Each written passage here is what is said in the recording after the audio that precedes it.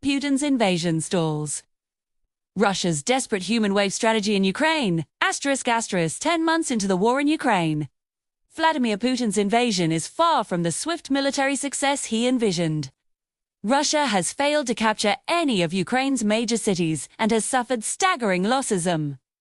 Estimates place the Russian death toll backed by billions in Western military aid.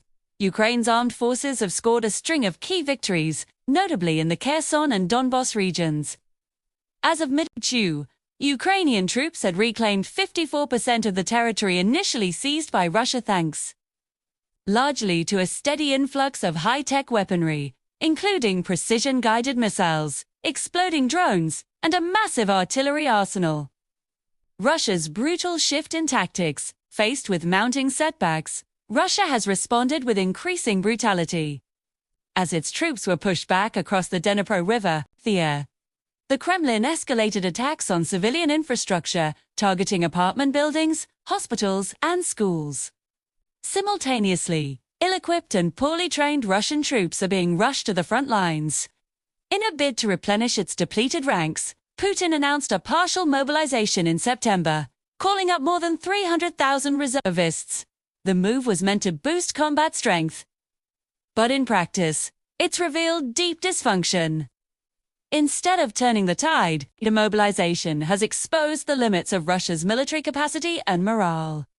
Now, to avoid further losses, Russian commanders have increasingly relied on one of the most outdated and costly military tactics: the human wave. What is a human wave strategy? Human wave attacks involve large numbers of infantry troops storming enemy lines in tightly packed formations, often with minimal protection or support.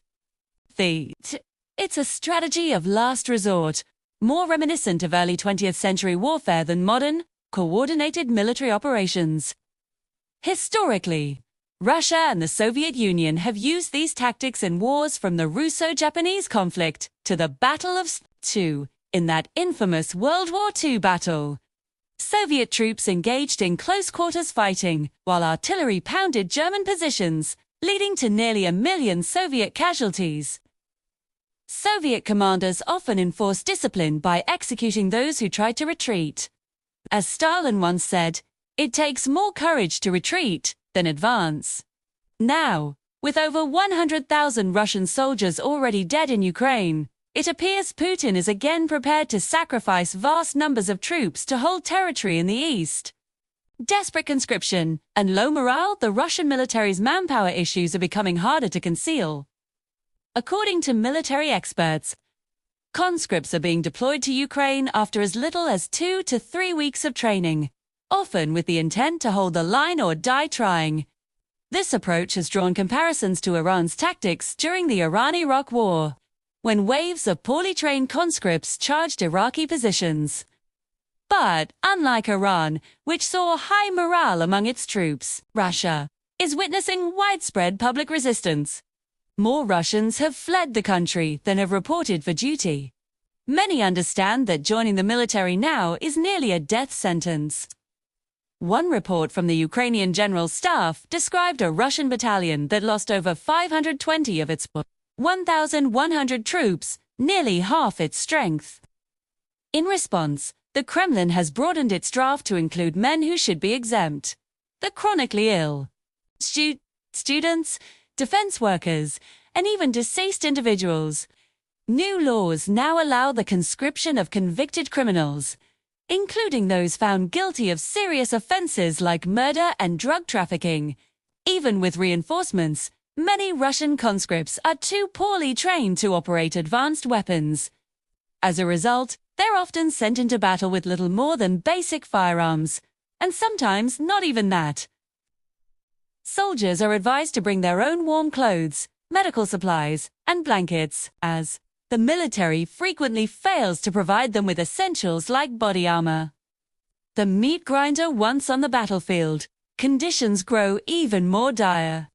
Many conscripts arrive with only a day or two of training. Equipment shortages are rampant.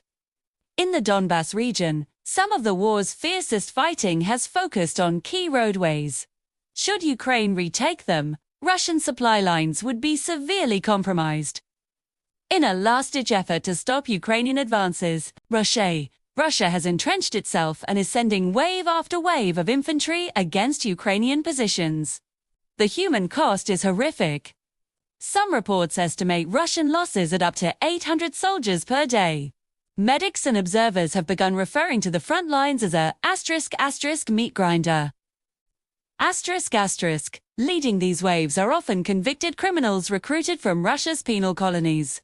Behind them are newly mobilized conscripts, many drawn from impoverished and marginalized regions, men who face prison if they refuse to fight.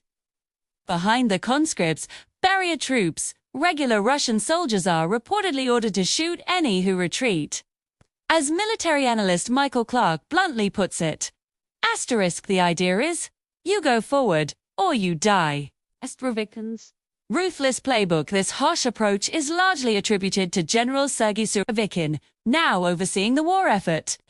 Known for his ruthless tactics in Syria, Surovikin has a long track record of scorched earth warfare and civilian bombardments. According to UK defense officials, he is both brutal and corrupt.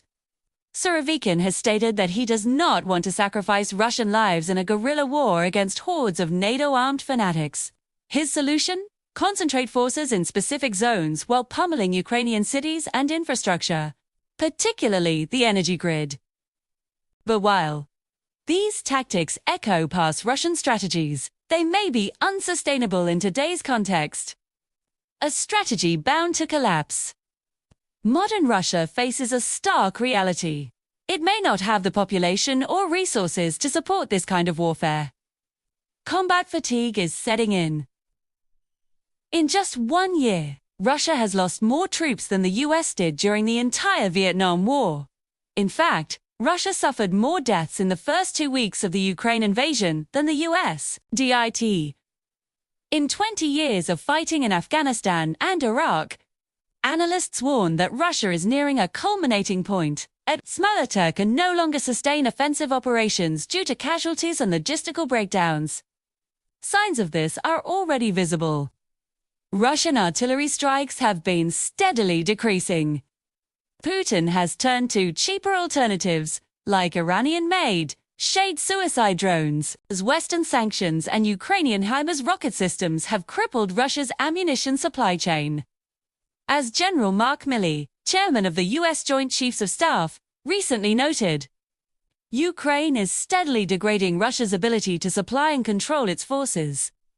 The Kremlin's reliance on human wave assaults may only slow the inevitable, but at an unthinkable cost. What's next? As winter approaches, the war is likely to become even more brutal. Cold weather, dwindling supplies, and exhaustion on both sides will increase casualties. The key question now is, will Surovikin's human wave tactics work? Or will Ukraine continue reclaiming its territory as Russia collapses under the weight of its own strategy? Let us know your thoughts in the comments and forget to subscribe for more expert analysis on the war in Ukraine.